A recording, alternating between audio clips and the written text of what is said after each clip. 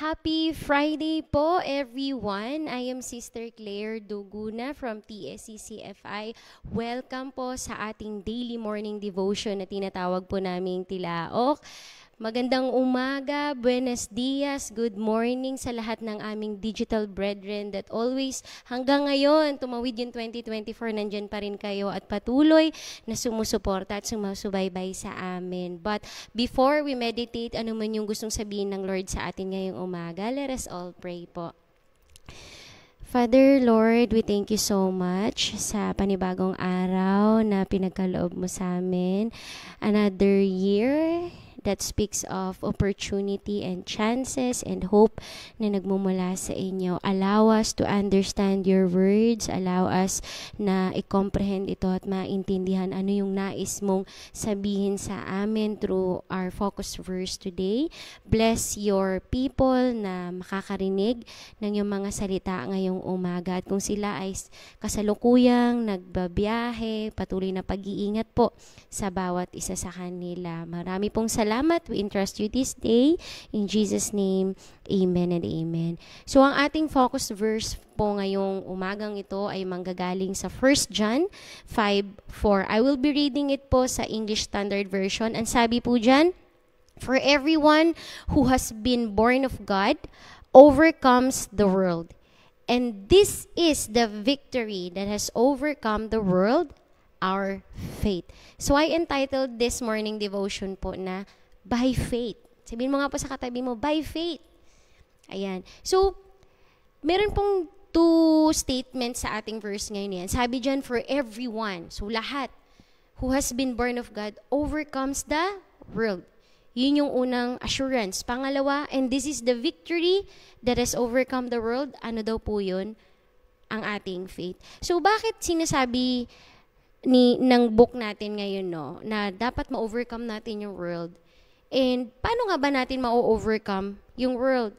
How can we go on moment by moment, day by day, year after year, living a life that is absolutely different, contrary sa kinatatayuan natin o kinabibilangan nating mundo, based on totally different standards, totally different objectives, totally different evaluations, and hindi lang yun, mag-endure not just for years but decades against that kind of moral pressure. Yung paano ka magiging unmoved in the midst of this chaotic and struggling system ng mundong ito. At hindi lang ma-remain na hindi naggagalaw, hindi natitibag, kundi mag-reach out din at mag-win ng iba na magkaroon ng faith kagaya mo. Pero ano po ang tugon ni John sa atin yun, ni Apostle John? It is by faith. That's all. Not by the faith, the kind of faith na meron tayo, na in-exercise natin years before, kundi yung time from the very beginning na naging Kristiyano ka, by that faith in the life of Jesus na present sa buhay mo ngayon.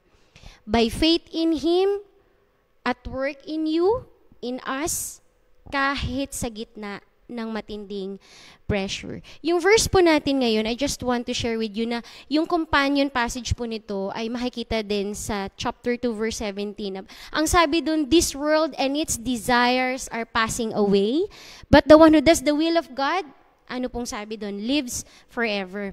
So yung destiny po natin at yung future natin, hindi lang siya limitado sa boundaries ng existence natin, sa maliit na blue planet na ito.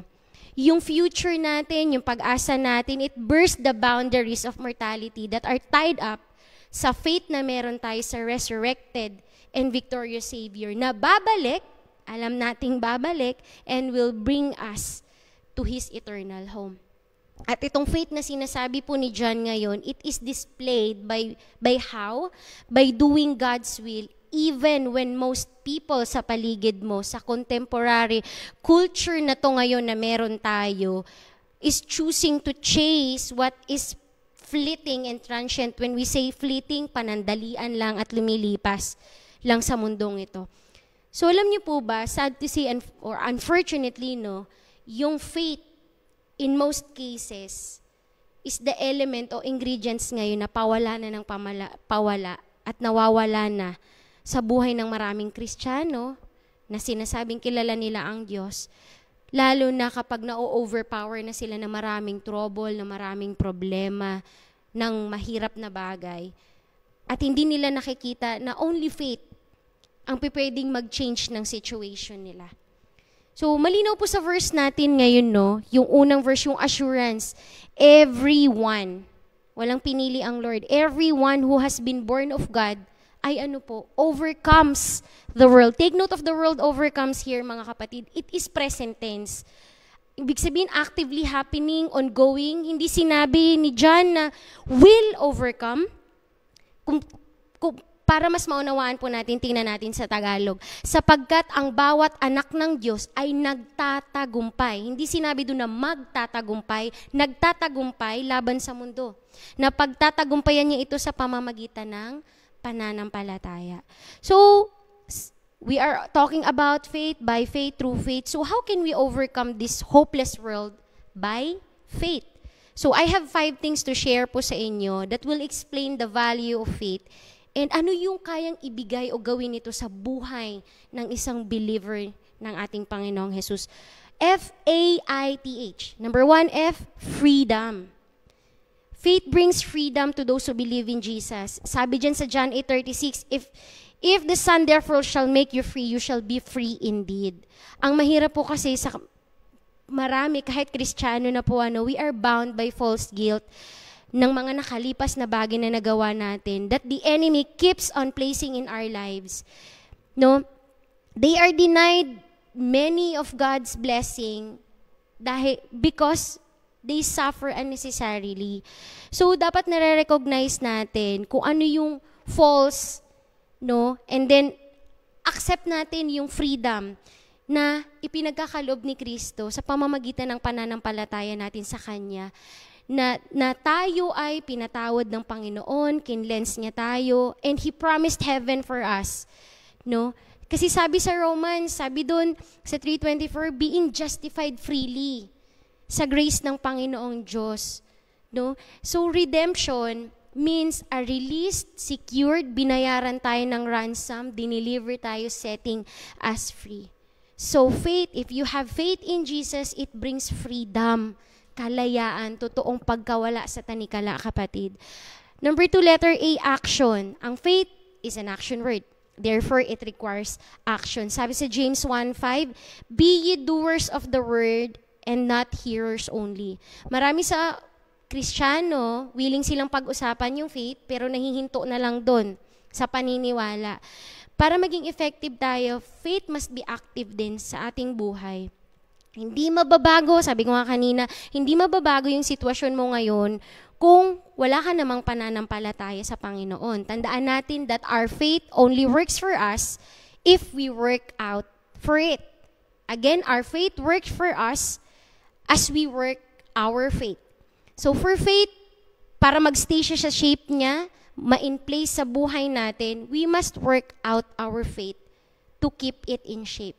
Pero, nagre-require po ang faith para maging active to, it requires 5 things. Una, you should be doing something.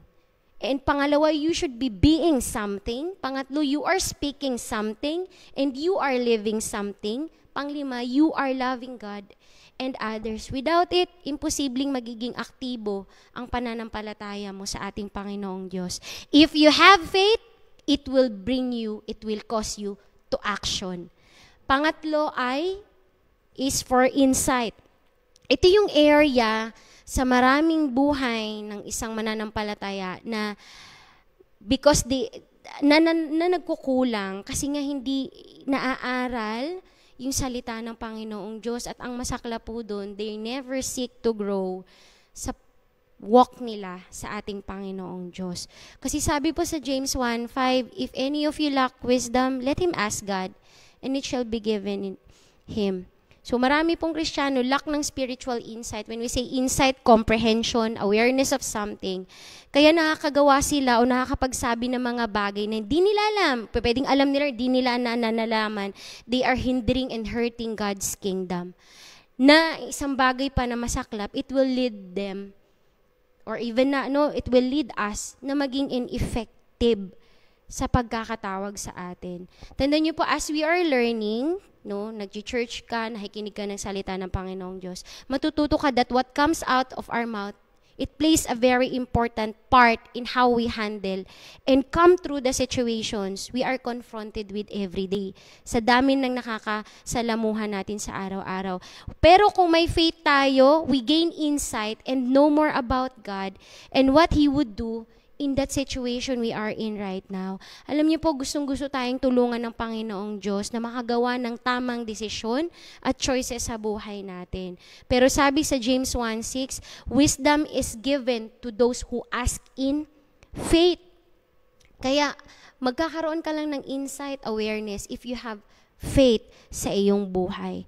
Pang-apat po is T, which is trust.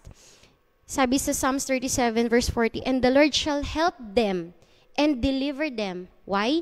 Because they trust in Him. Madalas sinasabi natin, Lord, nagtitiwala ako sa iyo, nananalig ako sa iyo, pero kung hindi mo po ito gawin sa way na gusto ko, edi ako na lang. Alam niyo, hindi po natin pwedeng sabihin yon. Pero, action speaks louder than words eh.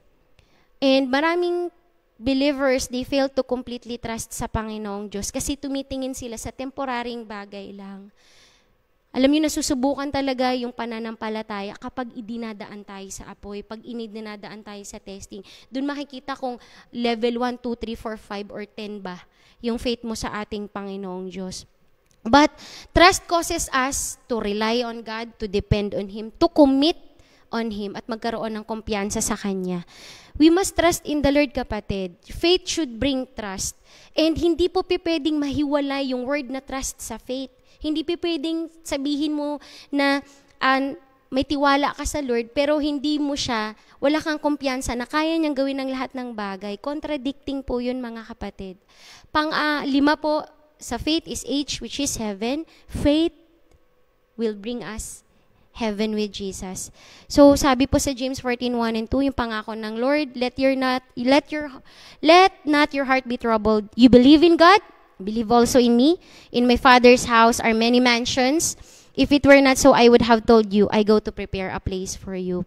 Nangako ang Lord na magpe-prepare siya ng bagay sa kanino lang, magpe-prepare siya ng place sa kanino lang, sa naniniwala sa Kanya. Kaya, ang hirap naman kung gusto mong pumunta ng heaven pero hindi ka naniniwala at wala kang pananampalataya sa nangako ng heaven. So, hindi po natin makikita yung heaven sa physical eyes lang natin. No? Hindi yun makikita ng physical eyes natin. It is only by our faith alone. Heaven is real? Heaven is real. So, ano po yung 5 things ulit that will help us overcome? It is FAITH, freedom, action, insight, trust in heaven. So, tanungin ko po ulit kayo, bakit kailangan nating ma-overcome yung mundo natin? Kasi, kung bibigay tayo at hindi natin ito ma-overcome, we cannot rise up and do yung task na ipinagkatiwala sa atin ng Panginoong Diyos. Kasi if we give in, if we reflect the same attitude kung ano yung pinapakita sa atin ng mundo, pwede tayong sumuko at madaya ng mga gawa ng kaaway. At pwedeng mawala, ma-lost yung testimony natin and yung power natin to witness for Jesus. At ang iba din naman ay maabot na magkaroon ng pananampalataya that we are professing right now. Pero kung ang dependence natin ay sa ating Panginoong Hesukristo at sa buhay na meron siya sa atin, this is the victory that has overcome the world, even our faith. So, sino lang po yung nagtatagumpay? He who overcomes has put his faith in Jesus Christ alone. So, nagtatagumpay lang, mga kapatid, ay those who are born of God, mga anak, totoong anak talaga ng Diyos, at may matibay na faith sa Kanya at sa Kanyang mga salita. Let us all pray po. Father, Lord Jesus, we thank you so much dahil ikaw, una na overcome mo yung mundong ito na kinagagalawan namin. And salamat din po that by faith, we can also overcome like you.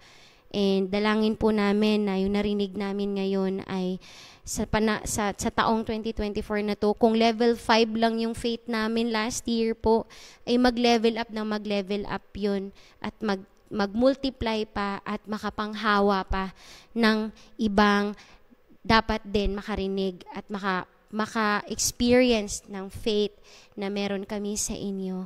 Panginoong Jesus, sinabi din sa salita mo, nothing is impossible sa iyo kapag kami ay may pananampalataya sa dakila at makapangyarihang Diyos, walang iba kundi ikaw.